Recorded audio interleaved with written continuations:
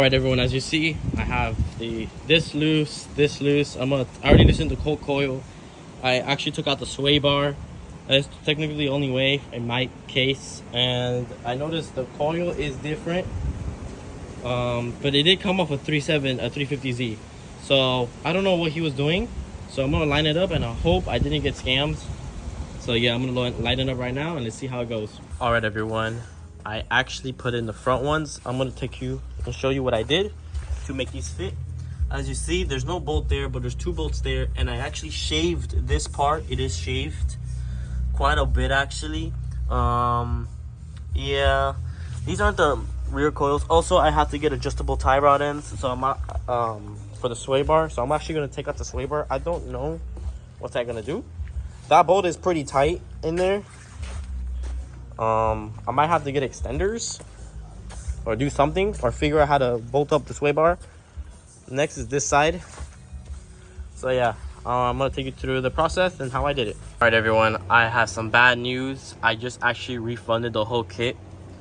The reason I refunded the whole kit is because I don't actually know if that strut is for this specific car. The strut actually hits right here and right there. It does not go in. It's actually so flushed into here. It is crazy flushed. So I actually refunded it, and I'm just gonna do coils. I'm gonna get teen coils. I'm gonna slam the whole car, become static. I really wanted bags. I'm not gonna lie with you. I think I'm gonna do bags later on, to be honest. This is my daily. I don't have another car, and I was supposed to do this today. So this is a complete fail. I can't say I got scammed, but I don't know if that's for 2015 and up. I have no clue. If anyone knows in the comments, please message me, because this is how it's supposed to be, not like that. So yeah. All right, everyone, the coil's out. I'm gonna show you how to take it out. Yeah, I have 3 12 bolts on the top, as you see. Then you have 3 14s. One right there, one right there, one right there. Take that off. Then you have this right here, which is a 19 that goes right here. Take that off. And then I use this this bungee cord to hold this into place, because this will fall in place. And then right here, this one right here, this is an 11, so both goes like right there. So 11 both sides. And that thing will come off, and then use a jack to raise it up. Simple, pretty simple.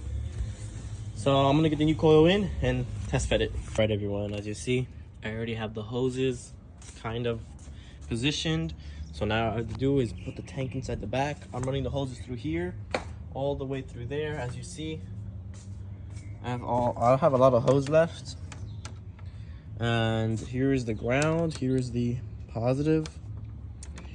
And then yeah, I have all the hoses. Let's go. All right, YouTube, check it out. Here's how the setup is right now. Just like that. So we're having an issue with one of the relays, so we're gonna have to jump the compressor. We put a new relay, it still didn't do anything. We're not getting power through one of the wires, this wire actually right here. And we test the relay, everything works fine, so we're gonna have to jump it. So we'll see what's going on. The control does work, everything works fine. I did air out and air on, but the car is still jacked up, so the compressor doesn't really do anything, as you know what I mean.